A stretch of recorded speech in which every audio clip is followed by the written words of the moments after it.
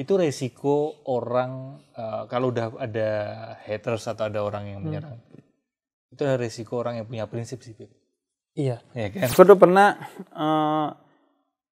membandingkan antara manusia genangan dan manusia laut.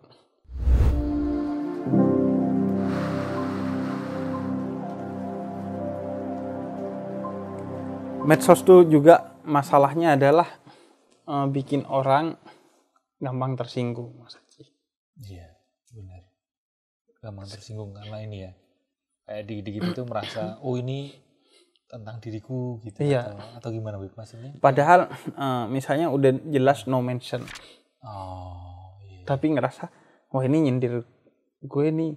Iya. Atau mention tentang satu hal yang. Iya. Tapi malah dia dapatnya hal lain, nggak dapat konteksnya. Benar. Iya. Bahkan Sehingga, hal yang misalnya nyinggung sesuatu tentang dirinya, kaitannya tentang keberagamaannya yang dinilai bermasalah. Tiba-tiba Anda benci Islam. Iya. Ngelompat ke sana. Benar. Intinya nggak dapetin konteksnya. Iya. Sama juga kayaknya ya, mungkin hal-hal yang dulu sebenarnya tidak membuat kita tersinggung, tapi sekarang jadi membuat kita tersinggung karena memang medsos membuat kita itu berada dalam kontestasi yang tidak sehat itu. Iya. Dan istilah main sosial media itu mungkin agak bergeser gitu. Jadi kayak tidak lagi bermain dia. Jadi setiap kali buka sosial media itu banyak orang yang mengalami ketegangan batin kan. Betul. Dan ketika tegang menanggapi, merespon, berinteraksi dengan konten-konten yang ada di situ itu kayak oh ini tentang aku ini, oh ini menyinggung aku ini gitu. Iya. Padahal yang seperti kata Habib tadi, mungkin itu tidak mention orang itu, sama sekali tidak mention, no mention, atau tidak menyinggung apapun, bahkan tidak mengkontra apapun, atau yang beneran mention gitu, itu juga itu kayak mudah sekali marah gitu. Kalau buat aku sih kayak gini, Bib. Misal dulu ini cerita kayak aku kan pakai kacamata gitu, dan aku merasa bahwa diriku adalah orang yang memakai kacamata dan itu menjadi identitasku. Oh, oke. Ya, nah ini proses mengambil sesuatu menjadi identitasku. Egoku membuat kacamata ini menjadi identitasnya. Nah, suatu hari ketika ada orang yang ngomongin kacamataku, ngomongin bahkan bukan kacamataku, tapi aku rasa itu adalah kacamataku, maka aku kayak merasa tersinggung gitu. Karena aku anggap itu adalah bagian dari identitasku, bagian dari egoku. Jadi kalau buat aku sih tersinggung atau tidak itu sebenarnya lebih ke seberapa besar ego kita gitu. Iya. Dan sifatnya ini itu subjektivitas kita ya. Iya. Iya kan? Iya. Kalau gambaranku kayak ini, Beb. Misal ini ada ember ya, Beb. Kelihatan nggak, Beb? Embernya, Beb? Enggak. Oh, enggak ya. Berarti kan masih bangun ya. Masih enggak ngantuk ya, Beb ya? Iya, enggak ngantuk. Dan enggak pakai kacamata kan. Oh iya. Ini kan ada ember ya, Beb. Nah, misal lebar atau luas ya, Beb, kalau ember gitu? Ini istilahnya apa sih? Ya itulah ya, pokoknya segini gitu ya. Lebar lah, Beb.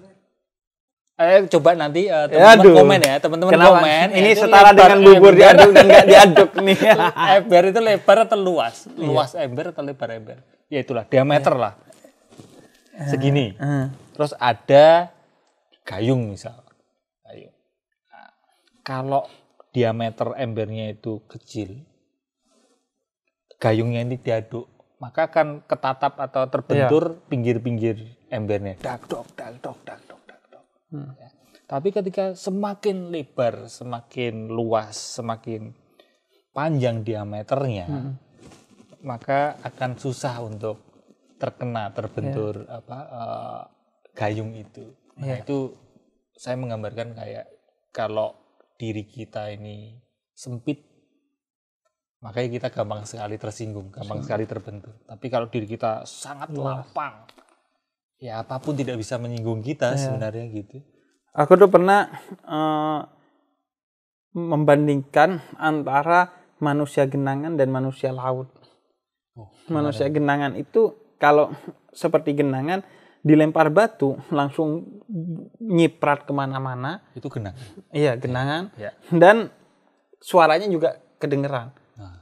Tapi kalau laut dilempar batu, kerikil, bahkan batu gede sekalipun, nyipratnya nggak banyak, bahkan nggak nyiprat, dan nggak ada suaranya, blub cuma.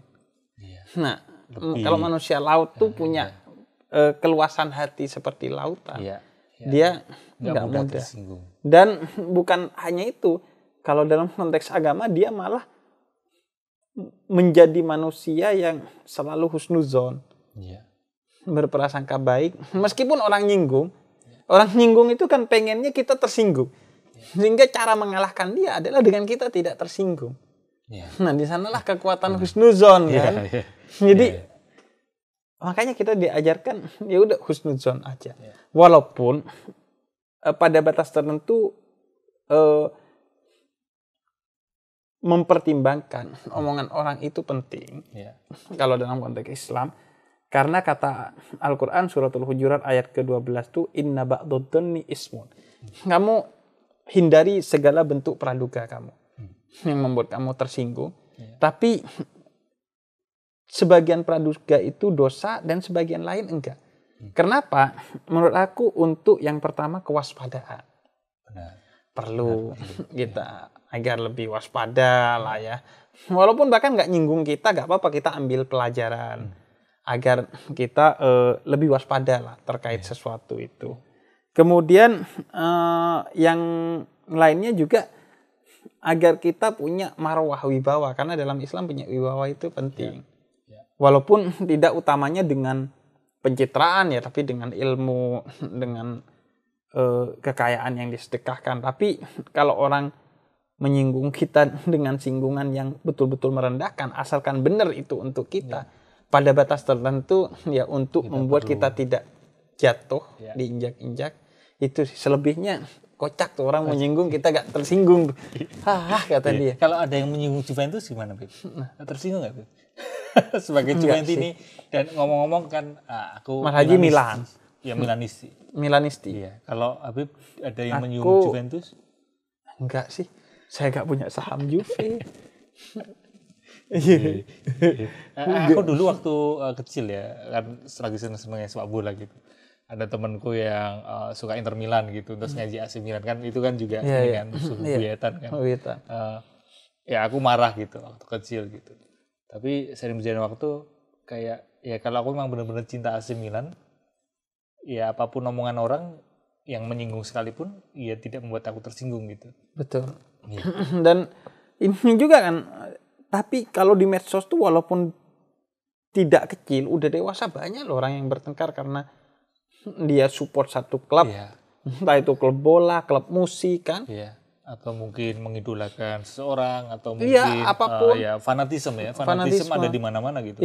Dan itu yang membuat kita mudah tersinggung kan. Dan ketersinggungannya itu tidak terukur. Ya karena mungkin padahal orang nggak mau nyinggung bisa tersinggung tuh. Mungkin terlalu erat memegang apa yang dipegang itu, maksudnya kayak aku adalah apa yang aku idolakan itu. Jadi mengidentifikasi dirinya dengan hal tersebut gitu. Tanpa ada upaya untuk mengenali dirinya lebih mendalam gitu. Jadi sebatas cuma aku itu yang aku idolakan itu, sehingga ketika ada yang menyinggung, ada yang ngomongin apa yang didolakan itu, terus kayak jadi marah gitu. Dan ini gini kata Nabi kan, orang lain itu tidak akan pernah bisa menyinggung kamu kalau kamu nggak tersinggung. Sebagaimana kata Nabi itu tidak marah kalau dirinya dihina, tapi Nabi itu marah kepada orang yang menghina Islam dengan tidak menjalankan Islam dengan baik. Islam itu mau dihina gimana pun nggak akan hina kalau Islamnya tidak hina.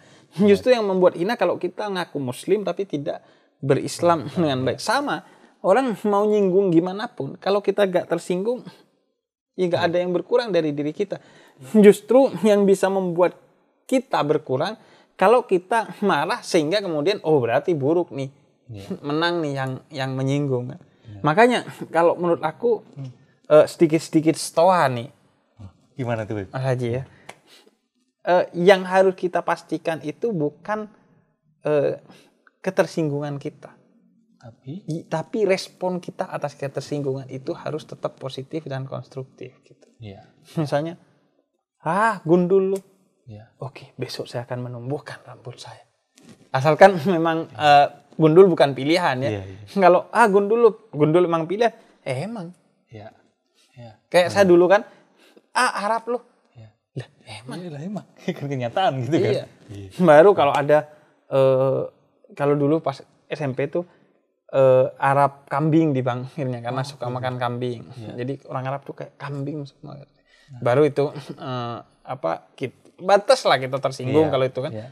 Nah itu kadang kalau aku yaudah ketika yang terpenting respon kita apa.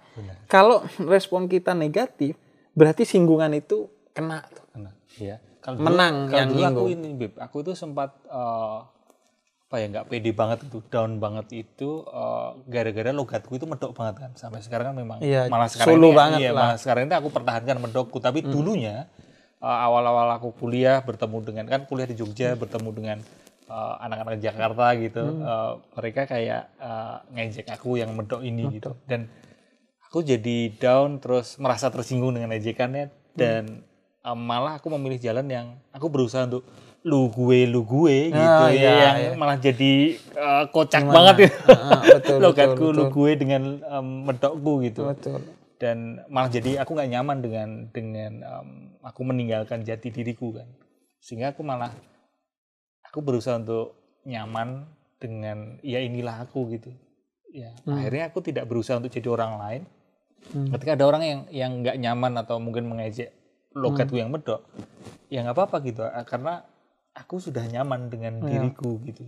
Aku pernah mengalami itu juga kan, kayak lo gue diejek. Tapi menurutku justru jadi lucu kan itu. Iya. Orang Madura, logat Madura, lo gue jadi lucu. Jadi sesuatu yang menarik bagi orang buat ditonton.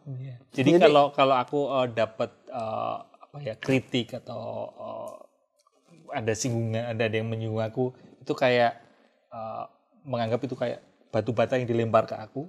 Tapi aku tangkap dan aku gunakan untuk membangun rumah atau membangun suatu karya gitu. Iya. Itu respon kita kan. Respon kita yang benar, utama. Benar. Kena atau gak kenanya singgungan itu tergantung respon kita. Iya. Lagi pula sebenarnya kalau secara psikologis ya, kalau sebatas yang aku pelajari tentang mindfulness, tentang kesadaran, ketika ada orang yang ngejek aku atau ada orang yang menyinggung aku, sebenarnya yang dia ejek itu bukan diriku. Tapi yang dia ejek adalah image citra di pikiran dia mengenai diriku. Sehingga sudah ada jarak gitu antara diriku dengan image yang ada di pikiran dia. Dan image di pikiran dia itu sangatlah jauh dengan diri saya karena image di pikiran dia yang menjadi sasaran ejekan dia itu berdasarkan pengalaman masa lalu dia gitu. Sehingga sebenarnya ya seperti kata Habib tadi, kita tidak bisa sakit hati sebenarnya kalau dan kita tidak mungkin mengizinkan gitu. Di luar image ekspektasi dia menduga kita sebesar itu. Nah kita justru disinggung, amin. Iya, karena dia berhadapan dengan pikiran dia sendiri. Kan kadang kan tiba-tiba ada teman kita yang wah lu sekarang sombong nih udah kaya. Aku suka bilang amin. Amin kayanya, sombongnya enggak. Kan jadi kadang ya itu ekspektasi dia aja seolah-olah kita udah gimana padahal enggak. Dan enggak ada alasan buat kita tersinggung karena sebenarnya itu kan bukan kita tapi bayangan kita di kepala dia kan. Dan mungkin kalau both sides gitu ya, ada kalanya kita di posisi yang punya kesempatan untuk mengeluarkan kata-kata yang menyakiti hati kan atau menyinggung. Buat saya sih mungkin kita perlu belajar untuk tidak melakukan itu, maksudnya tidak terus gampang menyinggung orang, tidak terus gampang berkata-kata yang menyakiti hati orang, itu direm. Tapi di sisi lain kita perlu jadi orang yang tidak mudah tersinggung. Setuju nggak, Bib? Setuju. Ya kan, jadi ada dua sisi itu gitu, karena kita tidak terus-terusan menjadi korban, tapi bisa jadi kita jadi pelaku yang yang menyinggung orang gitu. Karena kita tidak suka disinggung, maka jangan menyinggung orang kan gitu. Orang yang suka menyinggung akan dipertemukan dengan orang yang juga suka menyinggung.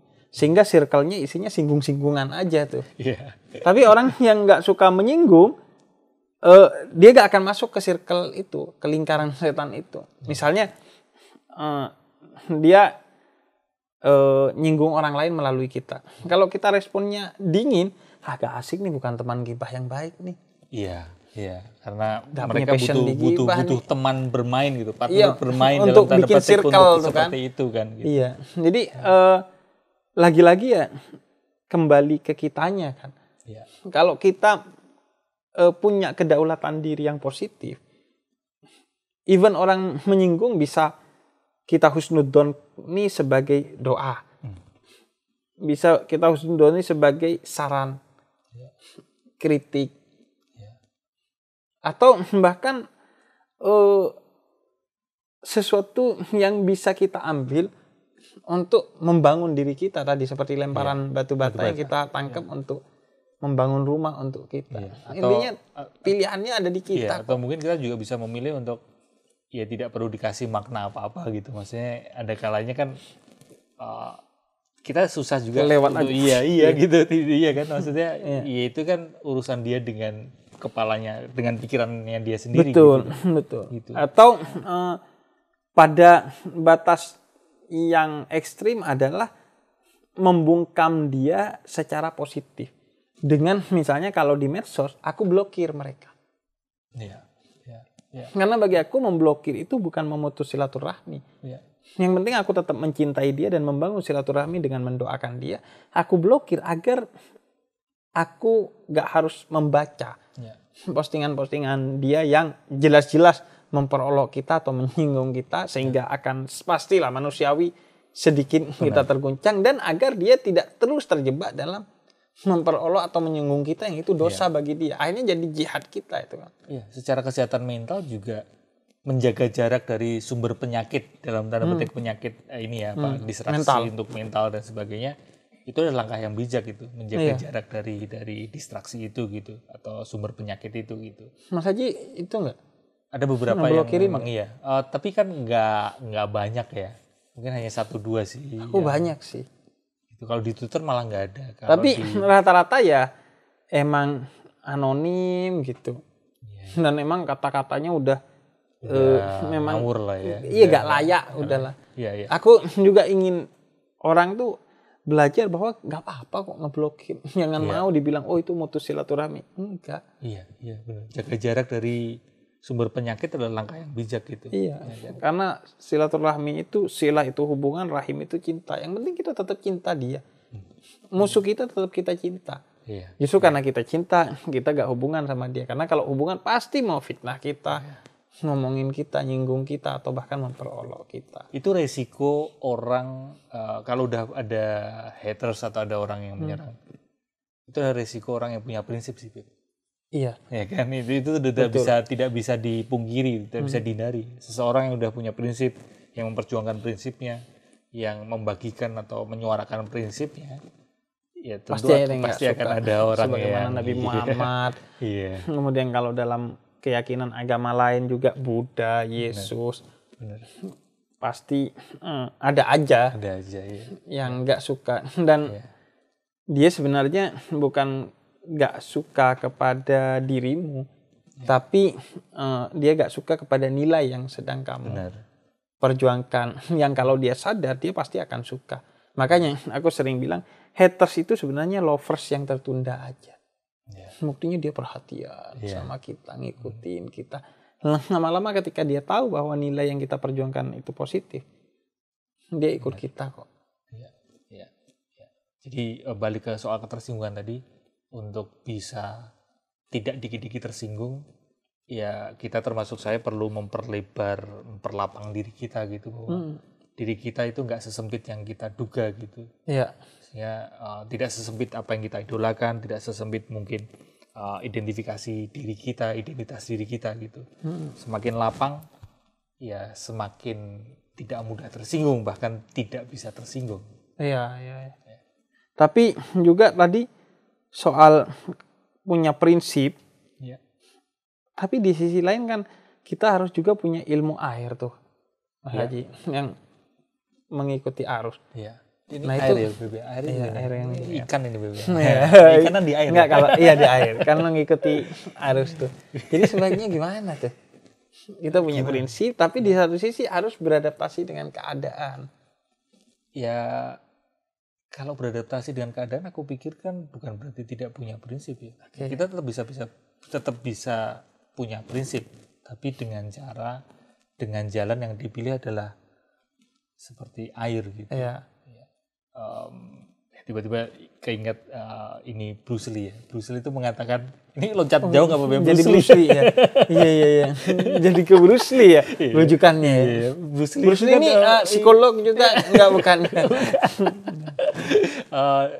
Dia mengatakan be water my friends gitu. Jadi dia mengajak orang-orang untuk jadilah air, karena air itu ketika dituangin ke cangkir jadi cangkir, dituangin ke mangkuk jadi mangkuk gitu.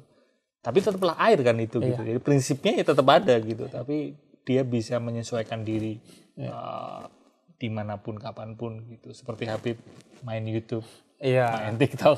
Tapi tetaplah Habib Bang gitu. Tetap Ya, berbaur tapi tidak tercampur. Iya. Mungkin kalau Bruce Lee tahu ikan asin, mungkin Bruce Lee akan bilang jadilah ikan asin. Filosofi ikan asin walaupun di air tawar dia tetap asin. Oh, iya. Atau jadilah ikan laut. Walaupun di laut dia gak jadi asin. Padahal air laut asin. Nah, tapi kalau ikan laut di air tawar apa nggak meninggal ikannya? Iya pasti. Iya kan. Meninggal. Makanya di satu sisi harus beradaptasi. Oh iya, benar. Ini ngeli tapi tidak kata orang Jawa. Iya benar.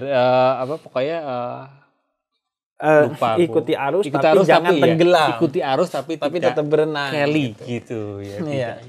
Ada tuh filosofi orang Jawa. Iya. Jadi ya gitu Bib. Ini kesimpulannya gimana Bib? Enggak usah disimpulkan. Yang menyimpulkan biar mereka aja lah. Okay. Yang penting ikan asin. Penting Bruce Lee.